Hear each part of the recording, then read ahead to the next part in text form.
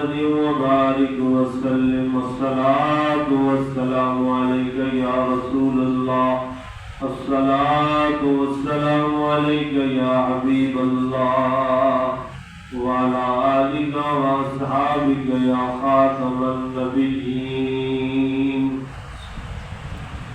دوستان عزیز وقار بزرگان دین نوجوانان اسلام، اللہ رب العالمین کی حمد و ثنا پیارے آقا و مولا حضور سیدنا محمد مصطفیٰ احمد مصطفیٰ علیہ تحیۃ و ثنا کی ذات اقدس پر درود و سلام کے تحفے اور نذرانے اللہ رب العالمین ہم سب کی حاضری کو قبول اور منظور فرمائے.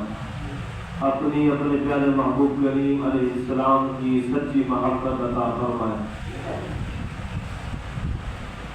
حضرت سیدنا داؤد علیہ السلام کو اللہ رب العالمین نے کتاب بھی عطا فرمائی، علم بھی عطا فرمایا، ساتھ بادشاہت بھی عطا فرمائی.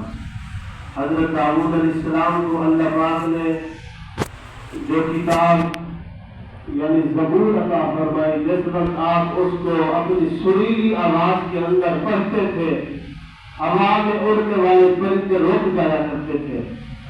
آپ جس وقت اللہ کا ذکر کرتے تھے جنگل کے درندے جمع ہو جاتے، قریب آ کر آپ کا ذکر سننے کے لیے آپ کے پاس جمع ہو جایا کرتے تھے.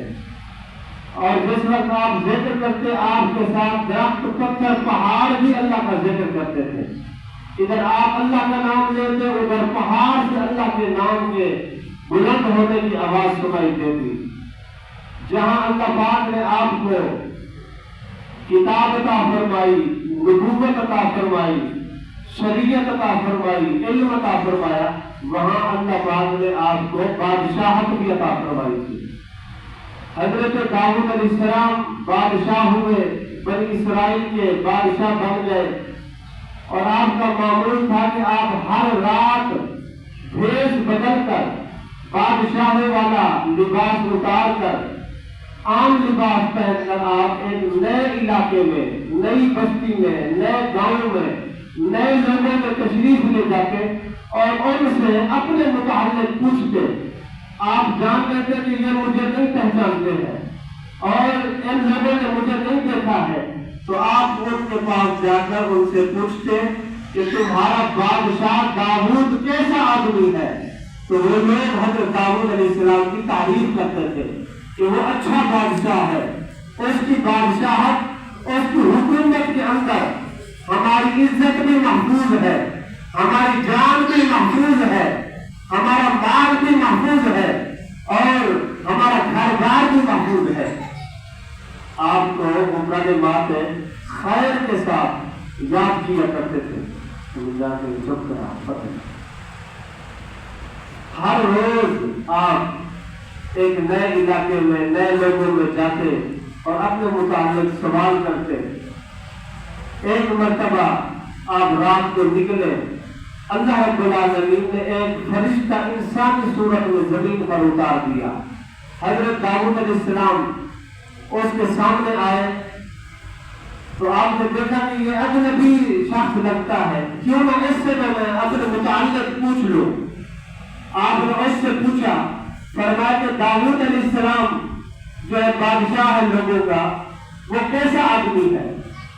اس نے کہا داؤد بہت اچھا آدمی ہے اور بہت اچھی بادشاہت کرنے والا ہے، اچھی حکومت کرنے والا ہے. اگر اس کے اندر ایک بات نہ ہوتی تو وہ بہت اعلیٰ ہے، اس کے اندر ایک چیز نہ ہوتی تو وہ اچھی حکومت کرنے والا ہے. تو آپ یہ بات سن کر خوف زدہ ہو گئے کہ میرے اندر کون سی ایسی بات ہے جو نہیں ہونی چاہیے تھی، کون سی ایسی چیز ہے جو نہیں پائی جانی چاہیے تھی میرے اندر. آپ نے پوچھا وہ کون سی چیز ہے جو میرے اندر نہیں ہونی چاہیے تھی؟ اس نے کہا کہ وہ یہ ہے کہ آپ بیت المال میں سے خرچہ لیتے ہیں، سرکاری خزانے میں سے خرچہ لیتے ہیں، آپ خود بھی کھاتے ہیں، اپنی اولاد کو بھی سرکاری خزانے سے کھلاتے ہیں. اگرچہ کہ جائز ہے، لیکن اگر آپ اپنے ہاتھ کے ساتھ کما کر خود کھائیں اور اپنی اولاد کو کھلائیں تو یہ آپ کے لیے بہت اعلیٰ کارنامہ ہوگا۔ حضرت داؤد علیہ السلام نے پھر اللہ پاک کی بارگاہ میں عرض کی، مولا کریم میرے لیے کوئی روزی کا ذریعہ مقرر فرما تاکہ میں اپنے ہاتھ سے کما کر خود بھی کھاؤں اور اپنے بچوں کو بھی کھلاؤں۔ اللہ پاک نے حضرت داؤد علیہ السلام کے لیے لوہے کو نرم کر دیا، لوہے کو موم بنا دیا۔ جس طرح گوندا ہوا آٹا ہوتا ہے اسے جس طرح موڑا جائے، جس طرح توڑا جائے، جس طرح جوڑ دیا جائے، اللہ پاک نے حضرت داؤد علیہ السلام کے ہاتھ میں لوہے کو اسی طرح کر دیا تھا۔ لوہا جب حضرت داؤد علیہ السلام کے ہاتھ میں آتا وہ نرم ہو جاتا، موم بن جاتا، اور آپ اس سے زرہ بنایا کرتے تھے۔ زرہ ایک جنگی لباس ہے جسے پہن کر جنگ لڑی جاتی ہے تاکہ تلوار کے وار سے جسم بچ جائے، تیر کے وار سے جسم بچ جائے۔ سر سے لے کر پاؤں تک ایک لباس ہوتا ہے لوہے کا، اسے زرہ کے نام سے یاد کیا جاتا ہے۔ آپ وہ زرہ بناتے، صبح سے لے کر شام تک ایک زرہ مکمل تیار کر دیا کرتے تھے۔ شام کو اسے 4000 درہم میں فروخت کر دیتے، ایک قول کے مطابق 6000 درہم میں اسے بیچ دیا کرتے تھے، اور 2000 درہم اپنے اوپر اپنے بچوں کے اوپر خرچ کرتے تھے، اور باقی سارے کا سارا غریبوں محتاج لوگوں میں خراب کر دیا کرتے تھے۔ حضرت داؤد علیہ السلام کا ذکر گزشتہ جمعہ بھی ہوا، آج کے جمعہ میں بھی ہو گیا۔ جس طرح پچھلے جمعہ اصلاح احوال کے حوالے سے ایک واقعہ سنایا گیا تھا، آج بھی اصلاح معاشرے کے حوالے سے ایک واقعہ سنا دیتا ہوں۔ اللہ پاک ہم سب کی اصلاح فرمائے، ہم سب کو نماز کی سجدے کی لذت عطا فرمائے، تلاوت قرآن کا اللہ پاک ہمیں شوق نصیب فرمائے۔ ایک شخص اپنی زبانی بیان کرتا ہے کہ ہم امیر کبیر تھے، دولت مند تھے، زمینوں جائیدادوں کے مالک تھے، 4 مربے کے مالک۔ کہتا ہے کہ میں اپنے ماں باپ کا اکلوتا بیٹا تھا، 4 مربے کا اکیلا وارث تھا۔ میرے ماں باپ نے میری شادی کی، چند سال گزر گئے، اولاد نہ ہوئی۔ میرے ماں باپ نے میری دوسری شادی کی تاکہ کوئی اولاد پیدا ہو جائے اور ہماری جائیداد کا وہ وارث بن جائے۔ دوسری شادی کی، اس میں سے بھی اولاد نہ ہوئی۔ میرے ماں باپ نے پھر میری تیسری شادی کر دی، اس میں سے بھی اولاد نہ ہوئی۔ میرے ماں باپ نے اب میری چوتھی شادی کرنے کا ارادہ کیا، بالآخر ایک اچھا رشتہ مل گیا، میرے ماں باپ نے میری چوتھی شادی بھی کر دی تاکہ ہمارے گھر میں کوئی وارث پیدا ہو جائے، ہماری جائیداد کا، ہماری زمین کا، ہمارے بنگلے، ہماری گاڑیوں کا کوئی وارث پیدا ہو جائے۔ کہا میری پہلے 3 بیویاں تھیں، لیکن چوتھی بیوی جو میرے گھر میں آئی وہ دیکھنے میں تو عورت لگتی تھی، لیکن وہ اللہ کی پیاری تھی، اللہ کی محبوبہ تھی، اور نیک خاتون تھی، متقیہ، پرہیزگار۔ کہا کہ اس کی نیکی کا، اس کی عبادت کا عالم یہ تھا کہ اس کی پہلی رات تھی ہمارے گھر، اس نے پہلی رات ہی میں تہجد کا مصلی بچھا دیا تھا۔ تہجد کے وقت اس نے مصلی بچھایا، تہجد کی نماز پڑھی، فجر کی نماز پڑھی، فجر کی نماز کے بعد اس نے تلاوت قرآن کی۔ کہا ہمارے گھر کے اندر وہ پہلا دن تھا جس میں سورۃ یاسین کی تلاوت کی آواز آ رہی تھی۔ کہا وہ نیک خاتون ہمارے گھر میں آئی، ہمارے گھر میں سے باقی کوئی نماز پڑھنے والا نہیں تھا، مصلی بچھانے والا نہیں تھا، پوری فیملی کے اندر کوئی سجدہ کرنے والا نہیں تھا۔ وہ عورت میری نئی نویلی دلہن جو تھی وہ ماحول دیکھتی رہی۔ 2 دن 4 دن گزر جانے کے بعد اس نے دیکھا کہ اس گھر کے اندر تو قرآن پڑھنے والا بھی کوئی نہیں ہے، سجدہ کرنے والا بھی کوئی نہیں، نماز پڑھنے والا، مصلی بچھانے والا کوئی نہیں ہے۔ وہ شخص کہتا ہے کہ وہ فصلوں کی کٹائی کے دن تھے، میں صبح چلا جاتا، شام کو رات گئے واپس آتا اور آ کر تھکا ہارا سو جاتا۔ ایک دن میں شام کو واپس گھر آیا، اس نے مجھے کھانا دیا. کھانا کھلانے کے بعد میرے قریب آئی اور میرے کون دبانے لگی. کہا کہ اے میرے سر کے تاج, اگر آپ ناراض نہ ہو تو میں ایک بات کرنا چاہتی ہوں. کہا کرو, کیا بات کرنا چاہتی ہو؟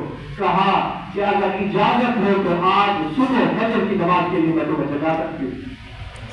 سبحان اللہ کہتے ہیں. اگر اپنے شوہر کو کہہ رہی ہے اگر تمہاری اجازت ہو تو آج فجر کی نماز کے لیے میں تمہیں جگا دوں. نبی پاک علیہ السلام کی حدیث پاک ہے, حضور نے فرمایا وہ مرد خوش نصیب ہے جسے فجر کے لیے اس کی بیوی جگائے, اور فرمایا وہ عورت نیک بخت ہے جسے فجر کی نماز کے لیے اس کا خاوند جگاتا ہے. آج جمعہ کا بیان سن کر ہر بندہ اپنے گھر جائے, اگر وہ شادی شدہ ہے اپنی بیوی کے ساتھ مشورہ کرے. آج ہم جمعہ کے بیان میں مسجد میں استادی سے, خطیب صاحب سے ایک حضور کا فرمان سن کر آئے ہیں. ہم اس پر عمل کرنا چاہتے ہیں, اس حدیث کا حصہ بننا چاہتے ہیں.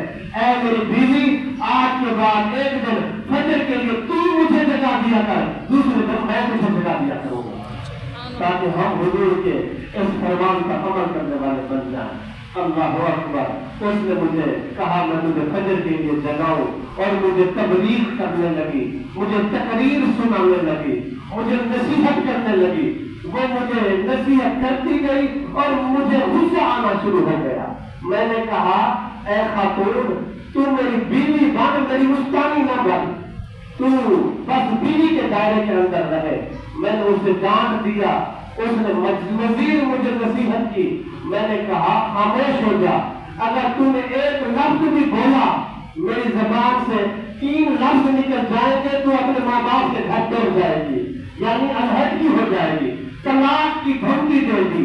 نماز کی دعوت پر شوہر نے اپنی بیوی کو طلاق کی دھمکی دے دی. بیوی نا امید ہوئی, مایوس ہو کر کھڑی ہو گئی, پھر دوبارہ بیٹھ گئی. کہنے لگی کہ میں آپ کی کیا لگتی ہوں؟ کہا تو میری بیوی لگتی ہے. کہا پھر بیوی کے مرد پر کچھ حقوق بھی ہوتے ہیں. کہا ہاں, تو حقوق کی بات کرتی ہے, میری پہلے 3 بیویاں موجود ہیں.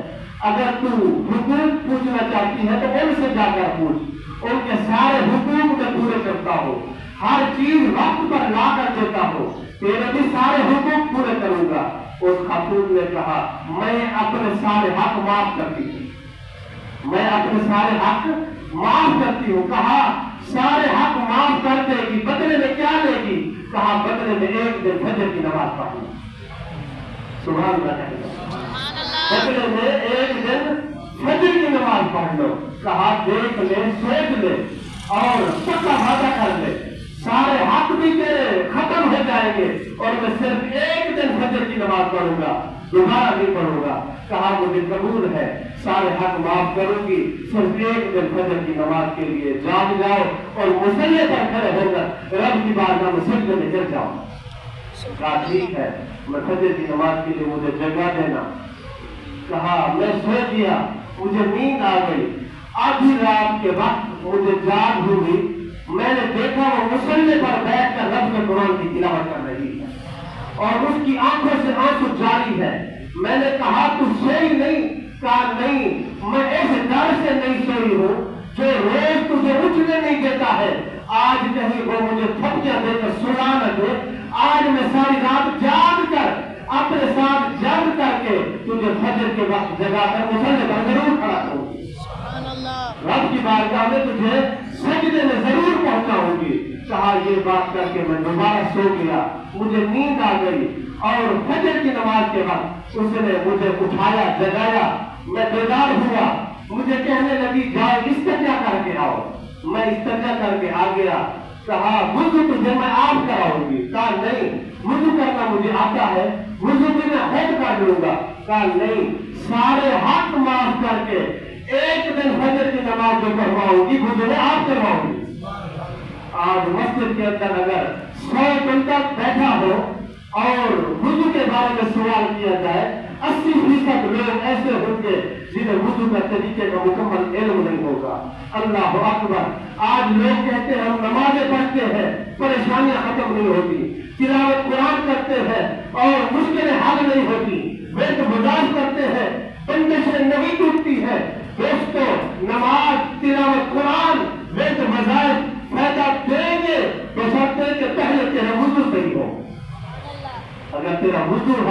تو پھر نماز بھی فائدہ دے گی. اگر وضو ہے تلاوت قرآن کی بھی برکت نصیب ہوگی. اگر وضو ہے تو وظائف کا بھی تمہیں صحیح نتیجہ ملے گا. اللہ اکبر. اس نے کہا میں وضو آپ کراؤں گی. کہا جس وقت اس نے مجھے وضو کرانا شروع کیا, وضو مکمل ہوا. جس وقت وضو مکمل ہوا میں اپنے آپ سے کہنے لگا بات واقعی سچی ہے. آج اگر وضو میں خود کرتا تو میرا وضو نہ ہوتا. اس نے جس طریقے سے مجھے وضو کرایا ہے یہ کامل وضو ہے, یہ وضو کا صحیح طریقہ ہے. کہا وضو مکمل ہو جانے کے بعد اس نے خود مجھے مصلی بچھا کر دیا. جو لوگ بعد میں آئے ہیں ان کے لیے یہ بتا دیتا ہوں کہ یہ مرد اور عورت کا قصہ سنا رہا ہوں آپ کے سامنے. ایک عورت ہے وہ اپنے مرد کو نماز کے لیے, فجر کی نماز کے لیے جگا رہی ہے. کہا مصلی میں نے خود بچھا کر دیا. جس وقت کہا کہ اس نے مصلی بچھایا اور میں فجر کی نماز کے لیے تکبیر میں نے کہی, اللہ اکبر کہہ کر میں نماز کے اندر داخل ہوا. کہا میں نماز کے اندر داخل ہوا, میری وہ نئی نویلی دلہن ننگے فرش پر سجدے کے اندر گر گئی. اللہ کی بارگاہ میں اس نے دعا کی, مولا کریم میں بے ہمت ہوں, میں بے طاقت ہوں, تو طاقت والا بھی ہے, قدرت والا بھی ہے. مولا اس نے مجھے طلاق کی دھمکی بھی دی ہے, گھر سے نکالنے کی بات بھی مجھے سنائی ہے. مولا یہاں تک لے آنا میرا کام تھا, آگے سجدے کی نظر نصیب فرما دینا تیرا کام تھا. کہا جس وقت وہ سجدے کے اندر رو کر رب کی بارگاہ میں دعائیں کر رہی تھی, کہا لگتا ہے اس کی دعائیں اللہ کے عرش تک جا رہی تھی اور اللہ کے عرش پر جا کر اللہ کے عرش کو ہلا بھی رہی تھی, دستک بھی دے رہی تھی.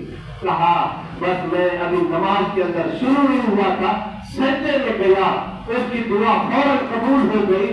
سجدے کے اندر مجھے ایسی لذت ملی کہ سجدے سے سر اٹھانے کو میرا دل نہیں کر رہا. کہا نماز کے اندر مجھے ایسا سکون ملا, نماز مکمل کرنے کے لیے میرا جی نہیں کر رہا تھا. کہا بڑی مشکل سے میں نے نماز کو مکمل کیا اور صبح ہو گئی. میں اپنی زمینوں پر چلا گیا. سارا دن جس وقت میں زمینوں پر پہنچ جاتا میرے دوست جمع ہو جاتے, سارا دن ہمارا گپوں میں گزرتا تھا. میری بیوی مجھے رات کو کہنے لگی میں تجھے مصلی پر کھڑا کر کے سجدے میں گرا کر رب سے باتیں کروا کر تجھے بتا دوں گی, لوگوں سے گپوں کے مزے اور ہیں, رب سے باتوں کے مزے اور ہیں. کہا کہ زمین پر گیا, مجھے کسی سے بات کرنے کا دل نہیں کر رہا تھا. میرا جسم تو زمینوں میں تھا مگر میری روح مسجد میں لٹکی ہوئی تھی. میرے کان ظہر کی اذان کی انتظار کے اندر تھے کہ کب وہ وقت آئے ظہر کی اذان ہو اور میں اپنے آپ کو رب کی حضور میں پیش کرتا. کہا ظہر کی اذان ہوئی, میں نے نماز پڑھی, عصر کی نماز پڑھی, مغرب کی نماز پڑھی, عشاء کی نماز مجھے راستے میں ہو گئی. میں نے عشاء کی نماز ایک مسجد میں جماعت کے ساتھ ادا کی. پھر گھر پہنچا, میں اپنے بیڈ پر آ کر بیٹھ گیا. میری بیوی معمول کے مطابق میرے سامنے کھانا رکھتی ہے, میں نے کھانا کھایا. اللہ اکبر.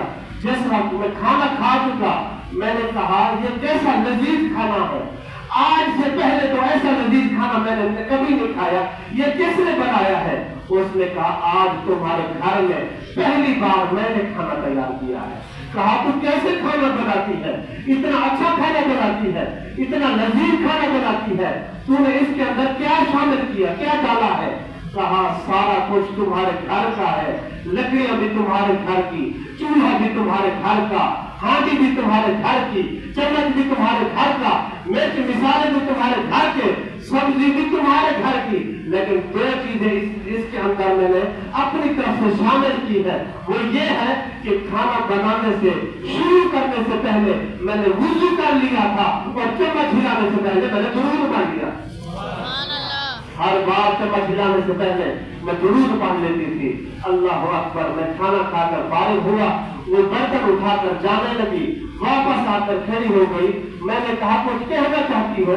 کہا ہاں, اگر اجازت ہو تو آج فجر کے لیے دوبارہ جگا سکتی ہو. میری آنکھوں سے آنسو جاری ہو گئے. میں نے اس کے ہاتھ سے برتن لے لیے, بازو سے پکڑ کر قریب کیا. میں نے کہا خبردار آج فجر کے لیے تو مجھے نہیں جگائے گی, تہجد کے لیے میں تجھے جگاؤں گا. سبحان اللہ. دوستو ہمیں بھی چاہیے کہ ہم اپنی بیویوں کی اس طرح نگرانی کریں اور ہماری بیویاں ہماری اس طرح نگرانی کریں کہ فجر کی نماز کے لیے ہمیں مسجد روانہ کرے اور مسجد میں آنے سے پہلے ہم اپنی بیویوں کو فجر میں مصلی پر چھوڑ کر آئیں. اللہ رب العالمین کی بات کرنے جو اللہ پاک ہم سب کو عمل کی